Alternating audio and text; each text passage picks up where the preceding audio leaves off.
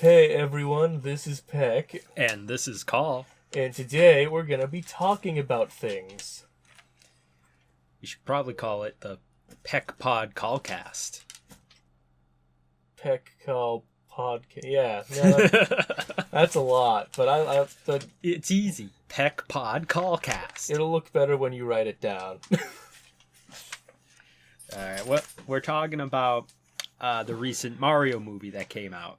Yeah, that was a really good. I haven't seen it in theaters yet, but I saw it, legally through other ways. But I haven't seen it yet. honestly, really fun time. Like, you go in expecting Mario, you get exactly that. Like, it was bombed by hard critics expecting a deep and profound Mario movie, and it's just like, guys, it's not that deep. Yeah, it's freaking Mario. What did you expect? It's doing good. Yeah, everyone said it, but we all kind of gave Chris Pratt a lot of, I gave him a lot of shit. we gave him a lot of shit, but honestly, it was really whoever decided to put that Mushroom Kingdom, here we come clip in the trailer, because that wasn't in the movie. Whoever put that in there deserves to be brought out into the street and shot, but That's not gonna happen. no, Chris did a good job. Jack Black was my favorite, as I knew he was going to be. How is Luigi, Charlie Day? He was great. I just wish he showed up more. Since they did the whole, they reversed the roles a bit, so it wasn't Peach who gets captured. Luigi's captured for most of the movie, but when he was there, he really sold it. They did a really good job on the whole brother aspect. Like you can tell they really care for each other in it during those deep moments. Yeah, they are brothers. Yeah, and it wasn't forced. I'm a player one, you're a player two. We gotta do things together. No, it was good. How is Peach? Peach was, honestly, I was surprised. I'm actually really glad they didn't go the route everyone thought she was gonna be. It's I'm gatekeep, gaslight, girl boss Peach. No, she was pretty genuine and, tough when she needed to be, but not the obnoxiously tough you see in other movies with lead female roles where she's tough because we said she's got to be. It was real, organic. Yeah, a lot of references in the movies. I have to watch it at least 9 more times to find them all. There was a couple that I liked, Luigi's ringtone was the GameCube startup logo. And when Mario was walking around Toad Village for a bit, there's an antique store, and one of the Toads is like, are you sure this thing works? And the guy was like, yeah, of course, you just gotta blow into it. It was an NES cartridge. Nice. Funny stuff like that. I love my retro references. Yeah. Gimme. But my favorite character, he was the breakout character of the movie, freaking General Blue Koopa. That's his name. He doesn't have an actual name. My boy Blue. He was so unhinged for no reason. I feel like they cut out a scene, but he just wanted Mario dead, and the Rainbow Road scene was amazing with him. Let me guess, he goes off the Rainbow Road. He goes, he more or less breaks it. Spoilers. Break the rainbow. Basically, his car explodes. He walks out of the flames, and he's like, you can't escape me. Blue shell! And he turns into the blue shell from Mario Kart and just nukes Mario and them. It's that's huge. We never knew who the blue shell belonged. Right? Something lived in that thing. Exactly. Before we chucked it at our friends. Empty shells just don't fly burn. sentiently. Something is in there. But yeah, no, I like that. He's gone for the rest of the movie, so he dies. That is an on-screen death in a Mario movie. Implied. Until, we resurrect someone with a star or something. I cannot wait. Did they go? Did he go super with the star thing? Dun, dun, dun, dun, dun, dun, They did it at the end. Actually, him and Luigi do it, so it's not just Mario taking the spotlight. They should really emphasize the brothers, and it felt like I was watching an episode of DBZ. Bowser's like, "Oh, I'll stop you," and he kicks Mario and Luigi in the face, but they just take the whole hit because they're invincible, Right. and then they just beat the tar out of him. It's really satisfying. Do you think they took a lot of notes from the Sonic movie on how to make a video game kid movie work? I want to say so, that, and I guess working with super closely with Nintendo from the get-go, unlike the first Sonic movie where like they sort of did their own thing and then fans were upset and then Sega had to jump in. So it was like a tight relationship from the beginning with Mario and Illumination, but Nice. But now there's this whole culture war thing. It's like, now that we got the Mario and the Sonic movie, clearly one has to be better than the other. I go, well, yeah, but we can just like both. Yeah, you can eat both. It's If it's awesome. 2 cakes, guys. Eat both cakes. Eat both pizzas. It's all right. Don't feel ashamed. One may have anchovies, one has pepperoni. I'll eat both. Anchovies are gross though. Anchovies are great. Anyway, So what would you rate it out of 10? I would You're a give rater now. I would give it an 8 because there's no such thing as a 10 out of 10 movie. I'm sorry, all movie goers, but one thing is it felt a little short because it was, but like there really wasn't much you can do for a Mario movie because it was just going from set piece to set piece. And that's fine. Lots of different worlds to Yep. get. Do you think there's room for a sequel? Oh, they already confirmed it. Really? Yep. And we got a little stinger at the end there. What was the stinger? I Yeah. don't care about spoilers. Yoshi's egg was found in the warp pipe in Brooklyn. Yeah, baby! So you gotta find out about that. Maybe they'll do a Yoshi's Island thing with the flashback. Because they showed babies Mario and Luigi and Peach during the flashbacks. But I like a Yoshi's Island sequel. That seems like peak cinema. and Yoshi will be voiced by Jason Momoa. Momoa.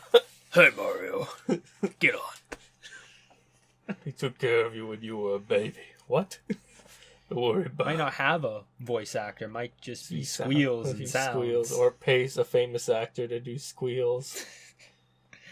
Like Eddie Murphy or something. Do it. Just pay the man.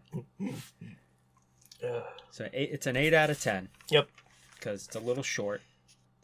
And it left you wanting more. I left wanting more, not less. That's good. I'll have to check it out. But what I've been doing with my free time was not learning things, but playing Monster Hunter Rise again. Ooh. The new update came out. The final one, right? The second to last. We got one more after this. One more after this? It felt so final to me. Nope, we got they teased it, but didn't technically show it in the trailer. It was a different form of Malenzio, or the hell the vampire dragon's called. Malzeno. Malzeno. That's right. Malzeno did not get a special super cool update form. Yeah, so he's getting something, and it might be pretty cool. Twilight Malzeno. Or they can go the cheap route, just give it a risen form like they did everyone else. Oh. Or just give it like a fire subspecies like they did everyone else. Don't do that. Hellfire Malzeno. Please don't do that. There's time. Would you be upset with an ice version of it? No. Cold Hell Malzeno. Hell, I wouldn't mind a lightning version. Do elements that really haven't gotten much attention, like poison, because they left out poison Royal Ludroth, even though the groundwork's already done for him. Right there. Yeah. A lot of monsters got left out that I wanted in. Mainly Brachydios. Oh. And they didn't even put Deviljo in, and he's just iconic. Everyone loves Pickle. Yeah, you didn't get in. Nope. I think the roster for Monster Hunter World is something I like more. I like the monsters they added in. From what I've played of World, there were some monsters I liked, some I didn't. I didn't like the Bone Uragon thing. I forget his name. Rodan. Rodan. Rodaban. Rodaban, more like Rodagon. Yeah, what have you been doing in Rise? So the update has... Well, I haven't played for a while, so I actually had like 3 urgents to do. First one I went up against was Valkana from Worlds. I thought that was a solid addition to the roster. I really like its armor, how it's a mutual benefit from using the sword, or rather the weapon with the armor together. Gives you a power-up. And then I went after Chaotic Gormagala, which is like... It seems like it got disrupted while transforming. Yeah. And now it's got like half a Calicchio type of pattern. One big gold streak going down its face. Half a horn missing. He's completely unhappy about it. Yeah. He got me the first time. But then me in the online game took him down. Nice. I got his weapon. I got lucky. I got a mantle out of it. Ooh. So I didn't have to farm him too hard. And I like it because the shield has the same gold streak on it. Ooh. It's pretty cool. And then I was like, let's go after Amatsu. I'm on a roll, right? Yeah. Bad idea. Oh. I do not know what part of the map is safe. None of it. None of it's safe. And it's like my whole screen's being filled up with these wind blast effects. I don't even see him.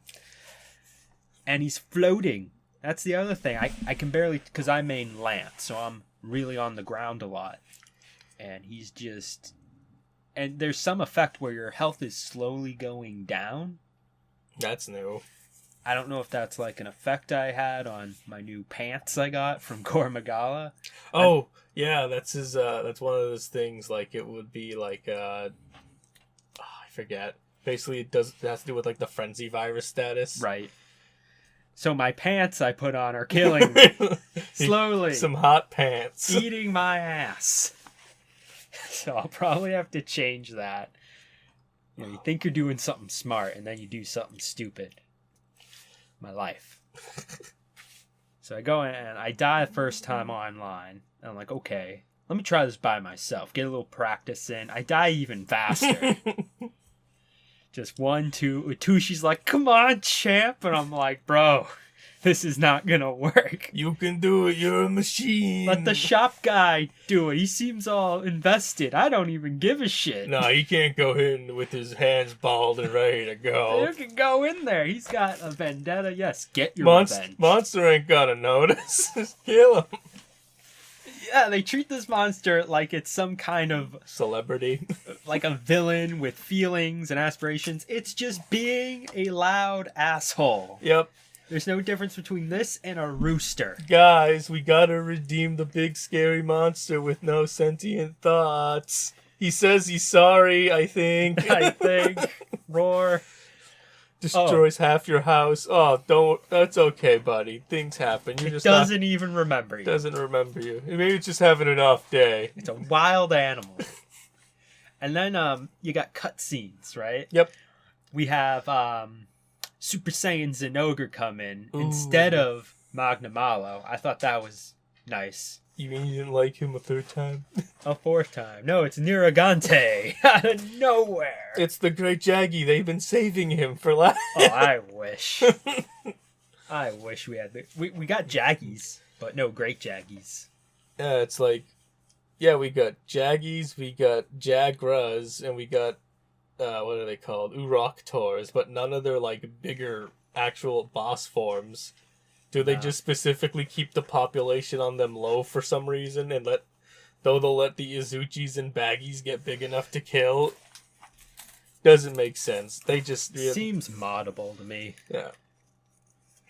But yeah, I'm gonna have to... And there's, like, no how-tos right now. I went and watched a video of some Japanese players in, like, you know, their bikinis and catgirl outfits with guns. I think they're using heavy bowgun. Yeah. And they go in and they killed it in 2 minutes. It sounds standard bowgun behavior. Went out there, they're all doing like the same animations, all sequenized. It's like a fire and doing squad. like 1,200 damage per shot. Jeez. They're using dragon ammo. And then they Farcaster back to camp, reload the ammo, then come back, and then do the same thing. 1 second, we're not done. Apparently, when it's doing the biggest wind attack, you're supposed to take the wire bug that shoots you up really, really high to avoid it. Yeah. And then it sends pillars of tornadoes at you. You gotta avoid those too. They do it, no problem. No problem. And just shoot it in the face, shoot it in the face. Da-da-da-da, quest completed. And I'm like, wow. They made it look easy. But, I'd be lucky to last 2 minutes. There was one animation I saw was really cool. This Japanese player posted a clip on Twitter where the Matsu was doing his big ol' attack, and then he takes out his long sword and like uses its iframes to dodge it, and then he does like it was like that traditional anime, like he'll do a slash and go right behind him, and then he'll put the sword away, and then the slashes will hit, and then the guy just dies. I love that. I was like, oh, that was so cool. You spent hours doing that, but goddamn, is it not cool? It is a badass move. So I'll be working on that later. Maybe grinding, because I was taking hits not like a champ. Who is going to be a champ? Who? The Celtics. The Celtics. We're going right into sports. Right into sports. They're special, man. They are. This is the first time I know not just everyone in the starting lineup, but I know like the whole team now. Do you? Yeah. You got this guy called Time Lord. Time Lord. He's this really tall dude, tall for basketball players. His name's Robert Williams. Robert Williams, funny guy. Robert. Funny guy. He's great, man. They throw it, he alley-oops it, and just dunks it in real quick. And he's really good at playing defense. He will block shots like they're nothing. Just snatch the ball right out of your hands. They call him Time Lord, apparently. The story goes, when he got drafted by the Celtics, he was supposed to be there at a certain date, missed his flight, or was late for his flight, and got there way, way later. And it's like, hey, man, you just got drafted by the Celtics. You're not going to show up on time? Way to go, Time Lord. I love it. Freaking Jaylen Brown took the mask off. Yet in the middle of the season, I think it was Jason Tatum elbowed him right in the face by accident because they were jumping up, coming down, and it fractured part of his, his face bone. I'm a doctor. So he has to wear this protective mask. It's all black. And he looked just like Batman without the ears. Oh, that's cool. So he's been playing with that mask on for a good rest of the season, and tonight he took it off. Ooh. And he went off. Oh, damn. He did say it kind of like it makes his field of vision a little harder to read. Yeah. And on top of that, he cut his hand on like some glass a couple of weeks ago. Ouch. Yeah, and he had to wear a glove, which kind of messes with your grip on the ball. Just give him a cape and you're all set. That's what they're saying, man. It's Batman and the whole team's just a bunch of different multiverse Batmans working together to ruin your day. DC, take notes. Take notes. Make Jaylen Brown Batman. Yeah. Grant Williams actually dressed it up like Batman for an interview. So it's like, it's all Gotham over here. Just rogue gallery of ballers. You got Derek White, who's a smaller player, but he's really talented. He has like this this hairline that kind of goes back, and he's got like the fro. So whenever he beats you and he has a good game, you got to post on the Reddit, you failed to stop the buffalo. The buffalo. You have failed. And then you post his stats. It's great. The whole team's great. Tatum's awesome. He's really fun to watch. It's just weird. You got two guys that could easily be your superstars. It's like, I don't know which one to put out there. Oh my God. Al Horford, he's a bit of an older player. He shoots like he's 20 something. Crazy. Like the Tom Brady of basketball almost. Almost, man.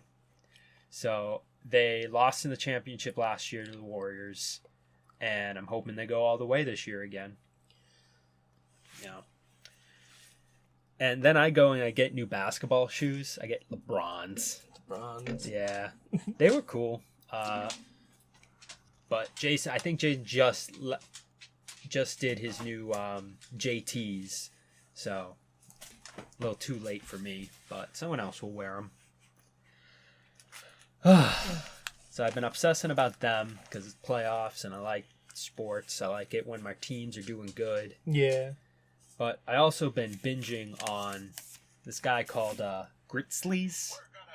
Oh. That's my alarm. Oh no.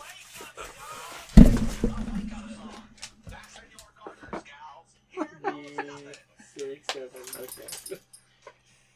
No one heard that. No one heard that.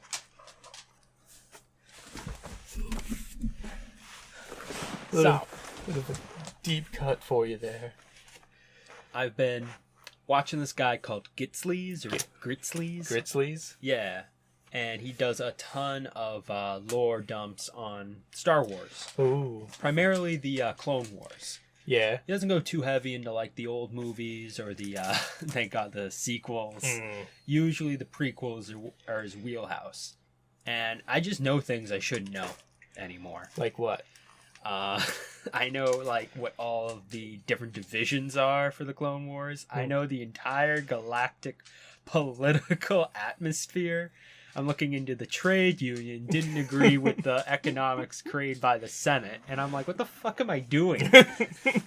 Why am I listening to this? You like getting into politics about the show's politics that you're into? I'm like that with Gundam all the time. Don't hit me with, like, they make the bad guys seem, I'm gonna be that guy. You know, Count Dooku did nothing wrong. There you go. Did absolutely did nothing wrong. The Jedi were corrupt, serving a corrupt Senate. They were ineffective, and Dooku had to do something, man. You had to Dooku something. Dooku something. And I love General Grievous. Oh, he's great. He's a sad story. He is. So apparently, he was in a war with these like mantis bug things on his planet, fighting for gosh knows how long. Grievous is a great warrior, leading his elite clansmen or whatever you call it. And after a while, the bug people are getting their asses handed to them. Yeah. And they're like, you know what? Fuck this. We're going to go to the Republic Senate and make a complaint.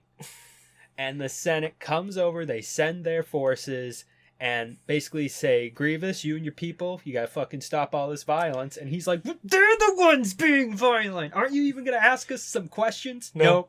Nope. Get in the hole. Wait, so the Mantis people start a fight, then complain about it when they lose? Yup. Wow, that's a little too real. And now when Grievous says, Jedi scum, I'm agreeing with him.